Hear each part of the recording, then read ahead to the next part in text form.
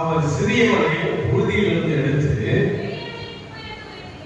எளியவனை குப்பையிலிருந்து உயர்த்துகிறார். அவர்களை பிரபுக்களோடு உட்கார்ந்தும் மகிமையுள்ள சிங்காசனத்தின் மேல் சுதந்திரிக்கவும் பண்ணுகிறார் என்று சொல்லப்பட்டிருக்கு. இந்த வசனம் முக்கியமா இந்த ஞானஸ்நானம் பெற்றவங்க அது மாதிரி கவனிக்கணும். அவங்க மாத்திரம் இல்ல, சபையாக வந்திருக்கிற யாருக்கும் அது முக்கியமான ஒரு காரியம். சில நேரங்களிலே சில வசனங்கள் நாம் படிப்பதற்கும் கேட்பதற்கும் கொஞ்சம் கஷ்டமான, சில புரியாத போல இல்லையா? குப்பையிலிருந்து உயர்த்துகிறார். என்னடா இந்த வசனம்? இந்த வார்த்தை கொடுக்கும் போது கூட நான் யோசித்தது உண்டு. இந்த வசனத்தை கற்றுக் கொடுக்கும் போது, இந்த வசனத்தை எடுத்து நான் யோசித்து வரும்போது கர்த்தர் ஒரு காட்சியை காண்பித்தார். இதை குறித்து எப்படி பேசணும், எதை பேசணும்? நம்ம பொதுவாக இந்த பவுன் பேசுறது குப்பையாயிருந்த கந்தையாயிருந்த என்னடா குப்பையிலிருந்து எடுத்து நாம அப்படின்னு யோசித்து கொண்டு இருக்கும்போது ஒரு நாள் குப்பைத்தொட்டி வாசகர நெருட்டு இருக்கிற குப்பைத்தொட்டி இருக்கிறது. ஒரு பையன் மாட்டிக்கணும், குப்பைக்கு வருவா இல்லையா? வந்தா அது இருக்கிற கண்ணாடி பாட்டா பொறுக்கி அவன் பைக்கில் போட்டுக்கிட்டு எடுத்துட்டு போயிட்டான். ரெண்டாவது பக்கத்தை வந்தா இருக்கிற பிளாஸ்டிக் எல்லாம் எடுத்து அவன் பொறுக்கிறான், அவன் எடுத்துட்டு போயிட்டான். மூன்றாவது பக்கத்தை வந்தா தொழில் எடுத்து பேப்பர் இல்லையா, அந்த பேப்பர்லாம் எடுத்து அவன் போயிட்டான். இப்போ மூணுமே யோசித்து பார்க்க முடியாது. பொதுவா குப்பைத்தொட்டியில் போடப்படுகிற பொருட்கள் என்னது? பிரயோஜனமற்றது. நம்ம உபயோகித்து வேண்டாம் என்று வெளியே கொட்டப்படுவதுதான் குப்பை இல்லையா? ஆனா வேண்டாம் என்று குப்பையில கொட்டப்படுகிற ஒரு பொருள் ஒருவனுக்கு உபயோகமாகிறது. சத்தமாக பேசுறேன்.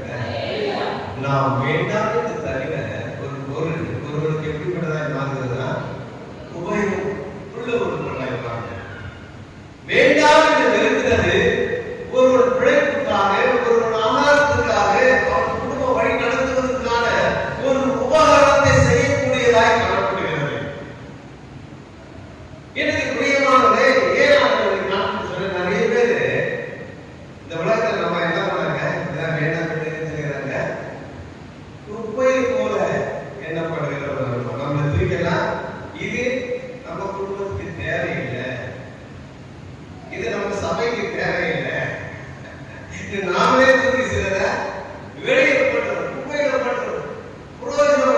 இலவசமாய் கொடுக்கிறோம். ஆனால் எவைகள் பிரயோஜனமற்ற பொருளாய் நாம் வெளியே வீசுகிறோமோ அது ஒருவனுக்கு பிழைப்பு உண்டாகத்தக்கதான ஒரு உபகரணமாய் மாறுவதை நாம் பார்க்கிறோம். பார்த்தேன் இதெல்லாம் எடுத்துக்கொண்டு ஒருவனுக்கு என்னாச்சு ஆகாரம் உண்டானது. இதில் நாம் தெரிந்து கொள்ள வேண்டியிருக்கிறார். நாம் வேண்டாம் என்று ஒரு நம்மை தள்ளினாலும் நம்மாலே ஒருவனுக்கு சொல்லுங்க பயன் உண்டு. அல்லேலூயா. கரங்களை தேவன் பயன்படுத்துகிறார். வேண்டாம் என்று இந்த உலகம், இந்த குடும்பம், உன்னை சார்ந்த நண்பர்கள் உன்னை வேண்டாம் என்று தரலாம். ஆனால் உன்னால ஒருவனுக்கு பயன் உண்டு. பயன் உண்டு மாத்திரமல்ல, அவன் பிழைப்புக்கே நீ உபகரணமாய் மாறுவதை நாம் பார்க்கிறோம். அப்படிப்பட்ட ஆசீர்வாதத்தை கர்த்தர் கொடுத்திருக்கிறார். தள்ளப்பட்டனை, ஒதுக்கப்பட்டனை, குப்பையில் கொட்டப்பட்டனை என்று ஒரு நாளும் நீ என்னால உன் நிமித்தம் ஒருவனுக்கு பிழைப்புண்டாகிறது. அதை பார்த்துவிட்டு அப்படியே கடந்து வாக்கி நாளைக்கு நேரம் இல்லை, காலையில் குப்பையில உட்காந்துருவாங்க. அப்படியே வாக்கி போயிட்டே இருக்கும்போது போயிட்டு வரும்போது ஒரு ஷாப்பு திறந்திருந்தது பார்த்தேன். இங்க வேண்டாம் என்று கொட்டப்பட்ட அந்த பாட்டில் இப்ப எங்க இருக்குது? ஷாப்பிங் மால் ஏசில இருக்குது, உள்ள இருக்குது. நம்ம சொல்ல சார் வேண்டாம் என்று கொட்டப்பட்டது அதை ரீசைக்கிள் பண்ணணும், மறுபடியும் உருவாக்கப்பட்டது. வேண்டாம் என்று கொட்டின உன்னை ரீசைக்கிள் மறுபடியும் புதுப்பித்து அது எங்க வந்துச்சு? குப்பையில தண்ணி எங்க போயிட்ட? ஏசி ஸ்டோர் போயிட்ட. அல்லேலூயா. சத்தமா வரீங்க சொல்லுங்க. இன்றைக்கு உங்களை வேண்டாம் என்று தள்ளினார்கள், ஒருவனுக்கு உபயோகமாய் இருந்தீர்கள். இப்போது நீங்க எங்க போயிட்டீங்க? உயர்வான இடத்துக்கு போயிட்டீங்க. இப்போ ஒருவர் தொடை நினைத்தாலும் சொல்ல முடியாது. இப்போ நீங்கள் விலையற்றவர்களாய் விலை கொட்டப்பட்டீர்கள். ஆனாலும் அது விலைக்கு ஒருவருக்கு உபயோகமாய் மாறினது. இப்போது நீங்களும் விலையேறப்பட்டவர்களாய் மாறிவிட்டீங்க. காரணத்துக்கு தேவன் விலையற்ற கொட்டப்பட்ட நாம் இப்ப விலை உயர்ந்தவராய் மாறிச்சு. இப்போ குப்பையில நாம எப்படி இருந்தா ஏசில துருதுருன்னு இருக்கு. அல்லேலூயா. ஆண்டவர் வசனத்தை தியானிக்கும் போது கர்த்தர் சில காண்பிக்கிற அந்த சம்பவத்தை பார்க்கும்போது எவ்வளவு அழகா இருக்கு பாருங்க. குப்பையில இருந்து சொல்றாரு, குப்பையில இருந்து எங்க உட்கார்ந்துருப்பாரா? ராஜாக்களோடு உட்கார்ந்து சொல்றாரு. இங்க இருந்து எங்க அவங்க போக முடியும்? அதுக்காக காட்சியை கர்த்தர் நமக்கு காண்பிக்கிறார். இது சாத்தியமாகவா? உங்களுடைய வாழ்க்கையில் சாத்தியமாய் மாறும். அல்லேலூயா. கர்த்தரால் கூடாது ஒன்றுமே கிடையாது. இன்னைக்கு கிறிஸ்துக்குள்ளே வந்திருக்கிற நீங்களும் சரி, வந்திருக்கிற அனைவரும் சரி, நாம் அழுக்கு வஸ்திரம் தரித்தவராய் பாவம் நிறைந்த அதே சமூகத்திலே வந்தோம். நாம் உபயோகமற்றவராய் உலகத்தில் ஒதுக்கப்பட்டவராய் வந்தோம். இன்னைக்கு இயேசுவின் தூய ரத்தத்தினால் கழுவப்பட்டு இன்னைக்கு ஜீவ புஸ்தகத்தில் எழுதப்பட்டு தேவ ராஜ்யத்தில் படைகளாய் நாம் மாறியிருக்கிற தேவனை கரத்தை வைபவம். அல்லேலூயா. இன்னைக்கு உங்களுக்கு பேர் ஜீவ புஸ்தகம் அழுக்கு நிறைந்த பாவம் நிறைந்த ஒரு வாழ்க்கைக்குள்ள இருந்தோம். இப்போ பசுத்தமாக்கப்பட்டு இந்த உலகத்தில் பிரித்தெடுத்தவருடைய தேவன் உண்டாக்கி வைத்திருக்கிற ராஜ்யத்தின் பிள்ளைகளாய் நாம் மாறி இருக்கிறோம். அந்த பாக்கியம் எதனால் கிடைத்தது?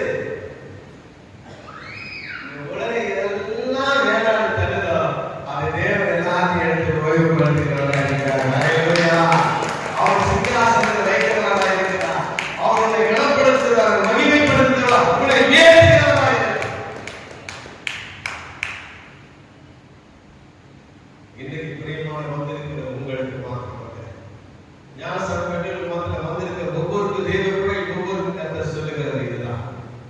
நீங்கள் தள்ளப்பட்ட நிலையில ஆண்டவருடைய புதுப்பித்திருக்கிறார். கர்த்தருடைய மறுபடியும் ரீசைக்கிள் பண்ணி உங்களை குணப்படுத்துகிற மகிமைப்படுத்துகிற உயர்ந்த கர்த்தர் திரும்ப போகிறார். இந்த உலகத்துக்கு நீ ஒன்றில்லாமல் போகலாம். ஆனால் தேவ கரத்திலே அவர் உபயோகப்பட்ட பொருளாய் விலையேறப்பட்டவர்களாய் மாற்றப்பட போகிறார். இன்னைக்கு அநேகருக்குள்ளாக இந்த ஏக்கங்கள், இந்த வேதனைகள் கூட இருக்கு.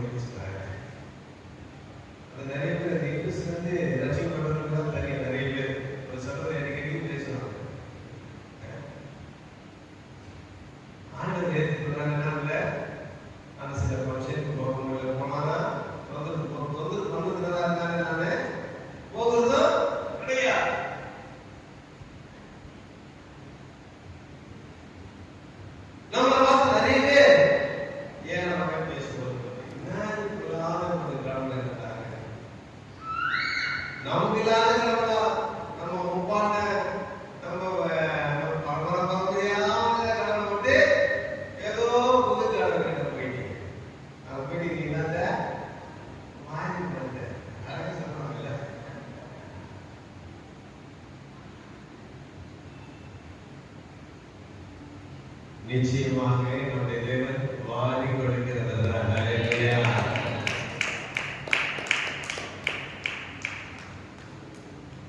யாரும் போக முடியாத இடத்துக்கு கொண்டு போகிறவருக்கு அல்ல. உலகத்துல படிப்பினாலே பணத்தினாலே எல்லாவற்றையும் விளைவிடுவாங்க. எந்த இடத்துல போய் உட்காரலாம், கணத்துக்குரிய பாத்திரமாய் கூட இந்த உலகத்தை நீ மாறலாம். ஆனா தேவன் உண்டாக்கி வைத்திருக்கிற ராஜ்யத்துக்குள்ள நுழையவே முடியாது. ஹல்லேலூயா. ஒருவன் இயேசுவின் ரத்தத்தினால் கழுவப்பட்டால் மாத்திரமே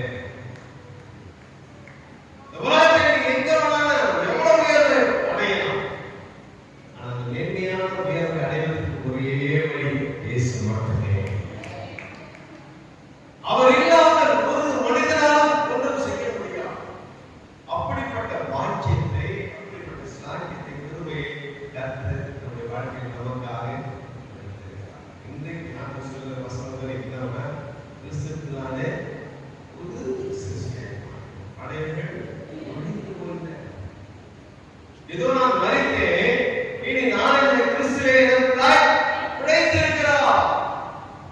இப்ப நம்முடைய சரீரம் முழுவதும் மாறிச்சு. இப்ப நாம எப்படியே மாறினோம்? ஆண்டவராகவே மாறிட்டோம். ஆண்டவருடைய பிள்ளையாகி ஆண்டவராக நம்முடைய பாவ சரீரம் சிலுவை அடையப்பட்டது. அந்த பாவ சரீரம் என்ன? ஆதாம் ஏவாள் புசித்த கனியினாலே தேவ மகிமையை இழந்து பாவ சரீரத்துக்குள்ளாக இருக்கிற சரீரத்தை சிலுவையிலே நாம் அடைந்து விட்டோம். இப்ப இயேசு கிறிஸ்து ரத்தத்தினாலே நாம் ஞானஸ்நானம் பெற்றபடியினாலே இயேசுவின் புதிய சாயலை நாம் பெற்றிருக்கிறோம். இயேசு எப்படி மரித்து வீற்றிருந்தாரோ அதே போல மறுவாழ்வு நாம் பெற்றிருக்கிறோம். அந்த மறுவாழ்வு தான் தேவ ராஜ்யத்தின் பிள்ளைகள். ஹல்லேலூயா. ஜீவ புஸ்தகத்தில் பெருகெடுக்கப்பட்டது.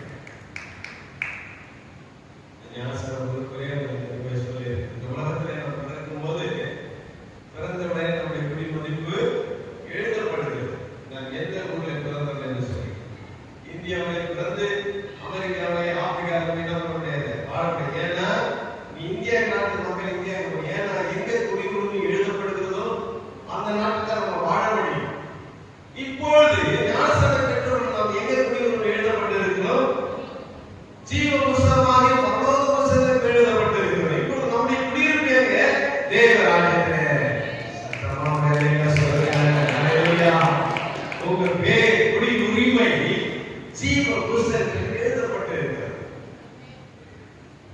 நீ எப்படி பிறந்து முதல் நாள் குழந்தையா இருந்தீர்களோ இன்றைக்கு முதல் நாள் குழந்தைகளாக தேவன் பரலோக ராஜ்யத்தின் முதல் பிள்ளைகளாக இருக்கிறீங்க. பேரு நீங்க ஞானஸ்நானம் எழுதிங்க. அதுதான் நேரம். அந்த நேரம் எல்லாம் அங்கே எழுதப்பட்டிருக்கிறது. இந்த நேரத்தில் இந்த சகோதரன் இந்த சகோதரி பரலோகத்தின் பிள்ளையாய் பிறந்திருக்கிறார்கள். ஹல்லேலூயா. பழையவரை ஒழித்து புதிதாய் மாற்றுகிறார்கள். என்ன அநேக நம்முடைய குப்பையை நினைத்து ஒதுக்கினால சார் நீங்க கவலையே படாதீங்க. என்னை ஆண்டவர் ரீசைக்கிள் பண்ணுகிறவராக இருக்கிறார். என்னை புதுப்பித்து என்னை உயர்த்துகிறவராக இருக்கிறார். என்னை குப்பையிலே கொட்டினாலும் அது ஒருவனுக்கு ஆத்ம சரீர ஆகாரத்துக்கு உபயோகப்பட்டவனாக என்னை இருப்பேனே தவிர அது நான் பிரயோஜனப்பட்டவனாய் இருக்க மாட்டேன். உலகத்தை ஒதுக்கி தள்ளினாலும் ஆனால் எப்படிப்பட்டவனாக இருக்கிற ஒரு மனிதனுக்கு உபகாரமாய் இருக்கக்கூடிய கர்த்தர் செய்கிறார். அதை மறுபடியும் ஆண்டவர் குறிப்பிட்டு உன்னை உயர்த்துகிறார். அப்போ கர்த்தர் உண்மையிலிருந்து நம்மை அதே வசனத்தை வாசிக்க இரண்டாவது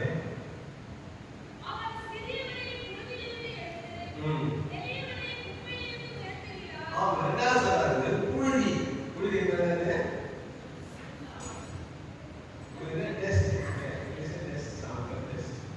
தூசி தூசி என்பது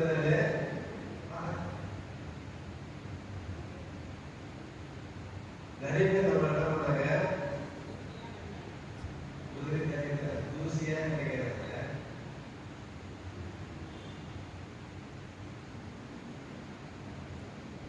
கரைக்கும் தூசி வித்தியாசம். கரை போகாது, தூசி போயிடும். தட்டி விட்டாங்க போயிடும். டெஸ்ட் போட்டாங்க.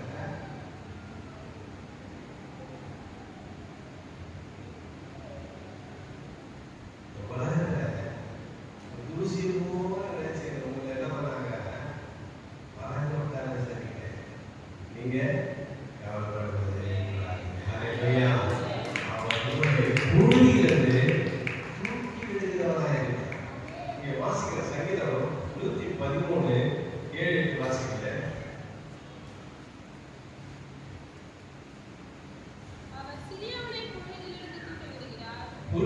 சிறியவனை புழுதியிலிருந்து தூக்கி விடுகிறார், குப்பையிலிருந்து குப்பையிலிருந்து உயர்த்தும், புழுதியிலிருந்து தூக்கி விடுகிறது. ரெண்டு காரியம். குப்பையிலிருந்து உயர்த்ததை பார்க்கணும், புழுதியிலிருந்து எடுக்கிறத பார்க்கணும். பொதுவா சேத்துல நம்ம விழுந்துட்டு என்ன பண்ணணும்? கழுவணும். கழுவணும். சில இடத்துல என்ன பண்ணணும்? காரியமாக பிடிச்சிக்கும். சீக்கிரமா காரியம் ரொம்ப நாள் டெஸ்ட்னா தட்டி விட்டாலே போயிடும். உங்க மேல புழுதி இருந்தா டெஸ்ட் ஆனது தட்டி விட்டு போயினே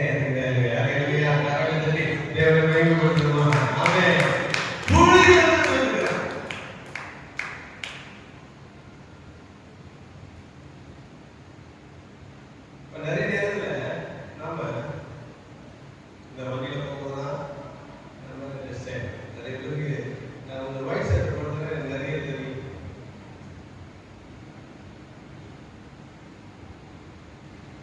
டார்க் ஷர்ட் போட தெரியாது. ஏன்னா டெஸ்ட் போடுறதுனால ஷர்ட் கேட்க கொஞ்சம் இந்த மருமகளை போயிட்டு வந்தா அது வெளியே ஒரு டெஸ்ட் எல்லாம்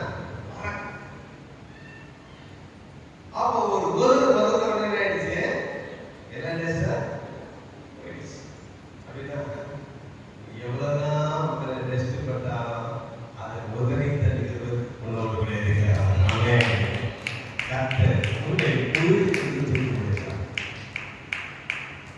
சேத்துல இல்ல கரப்பட்டு சொன்னா போகாது.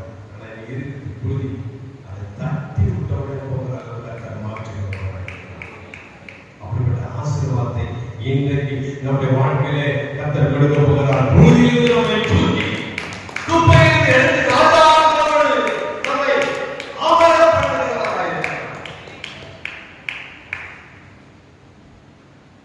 அது ஒன்று சாமுவேல் 5:6 வாசிங்க.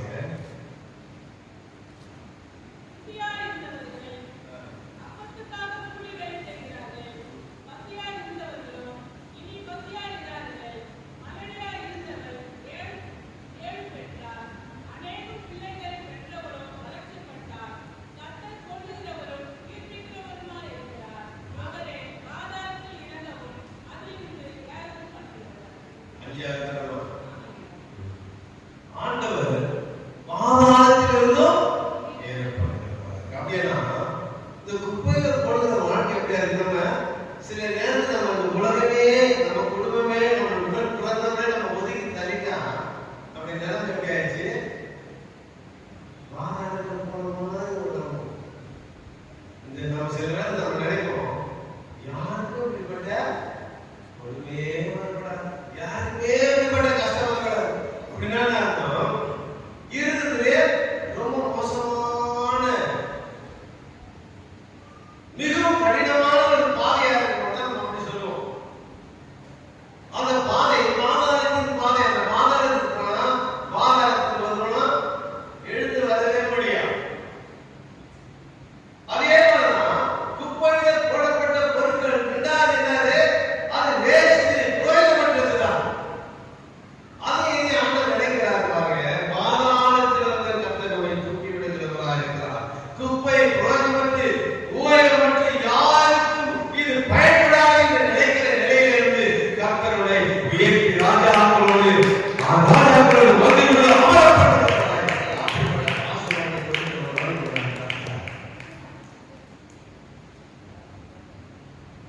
அந்த மேன்மை கர்த்தர் புதிய ஏற்பாட்டில் சொல்கிற 1 பேருக்கு 2 அதிகாரம்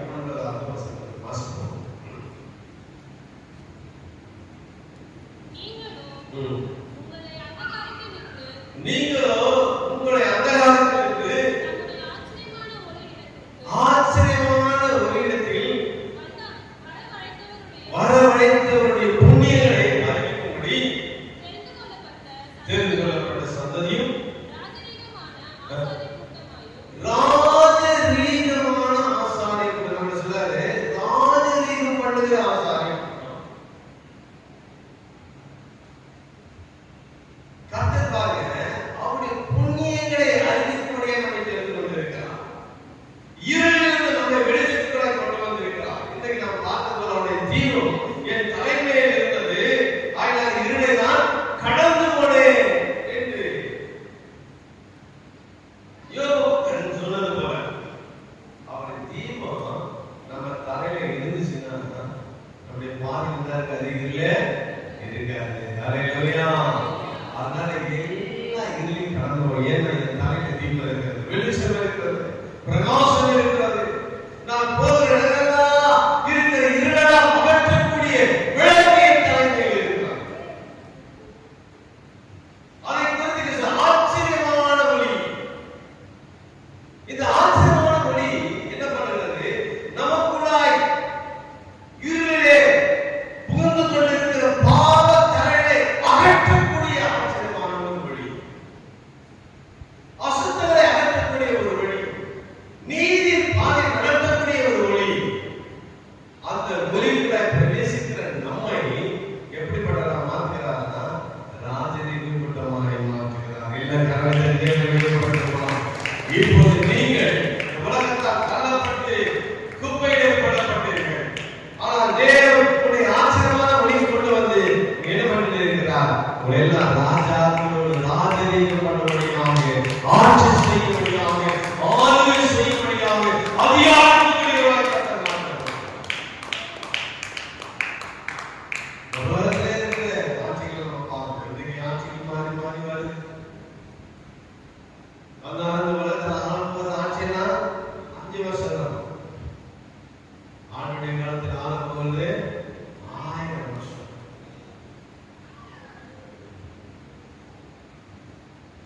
இங்க நினைக்கிற மாதிரி நடுவர் ஆட்சினா கலைக்கவும் முடியாது, பதவியும் போகாது. இல்லையா? நமக்கு கொடுக்கப்பட்ட அந்த சிங்காசனம், நமக்கு கொடுக்கப்பட்ட இருக்கை, நமக்கு கொடுக்கப்பட்ட அந்த அதிகாரம் 1000 வருஷம் முடிகிற வரை நம்மளே இருக்கு. ஹல்லேலூயா. அந்த ராஜரீக கூட்டத்தில் நம்ம சேரும். இந்த உலகத்தை நியாயம் இருக்கிற ராஜரீக கூட்டத்தில் நியாயம் செய்யப்படுகிறோம். அங்க வந்துதான் முடியாது.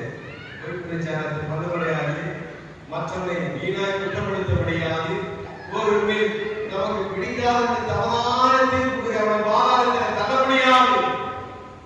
நீதிபடி ஆளுகிற ராஜாதி ராஜா இருக்கிறார். அவர் ஆளுகையின் கீழ் நாம் தான் ராஜரீக கூட்டமாய் இருக்கிறோம். அவர் எப்படியோ அப்படியே நாம் இருப்போம். அது நீதியுள்ள ஆட்சி. அந்த ராஜரீக கூட்டத்தில் நம்ம எல்லாம் அமர்வுடைய கட்டத்தை மாற்றப்படுகிறார். இந்த உலகம் வேண்டாம் என்று தள்ளி குப்பையில் கொட்டப்பட்ட நாம் தேவ ராஜ்யத்திலே, தேவ ஆளுகையிலே 1000 வருஷம் அரசாளக்கூடிய ராஜரீக கூட்டமாய் கர்த்தர் மாற்றியிருக்கிறார். எல்லாம் சொல்லவா? எல்லாம் மொத்தமா சொல்லவா? எல்லாம் சொன்னதுமா சொல்லவா? கர்த்தர் நமக்கு கொடுத்திருக்கிற இந்த பாக்கியத்திற்காக அந்த மகிமையுள்ள சிங்காசனத்தை இந்த பூமியிலே ஆளப்போகிற 1000 வருஷ அரசாட்சியிலே கர்த்தர் நமக்கு ஆளுகையை கொடுத்திருக்கிறார். மாத்திரமல்ல, அங்கே யோபுவை வாசிக்கிறோம். 36ஆம் அதிகாரம் 7ஆம் வசனம் வாசிக்கிறோம். அவர் தம்முடைய கண்களை நீதிமான்களை விட்டு விலகாமல் அவர்களை ராஜாக்களோடு கூட சிங்காசனத்தில் ஏறவும் உயர்ந்த ஸ்தலத்திலே என்றென்றைக்கும் உட்கார்ந்திருக்கத்தக்கதாகவும் அவர் என்ன பண்ணுகிறாரு? இந்த 1000 வருஷத்துல அரசாங்க ராஜரீக கூட்டமாய் மாற்றப்பட்ட இந்த ராஜ்யம் முடிந்து கொள்ளது ராஜ்யத்துக்குள்ளாய் நம்மை அங்க என்ன பண்ணுகிறாரு? உயர்ந்த இடத்துல உட்கார பண்ணுகிறார். இந்த உலகம் நம்ம தள்ளி குப்பையாய் இருந்துச்சு. கர்த்தரோ நம்மை உயர்ந்த இடத்துல வைத்திருக்கிறார். ஹல்லேலூயா. இன்றைக்கு பிரியமானவர்களே, இந்த உலகத்தில் நீங்கள் தள்ளப்பட்டு ஒதுக்கப்பட்டு எல்லாரும் வெறுக்கப்பட்டிருக்கிறார். கர்த்தருடைய சமூகத்திலே நீங்கள் உயர்ந்தவர்களாக இருக்கிறீர்கள். கர்த்தருடைய சமூகத்திலே நீங்கள் உயர்ந்த சிங்காசனத்தை கர்த்தர் நம்மளை அமர்ந்து வைத்திருக்கிறார். ஞானஸ்நானம் பெற்று மாத்திரமல்ல, வந்திருக்கிற ஒவ்வொரு கர்த்தர்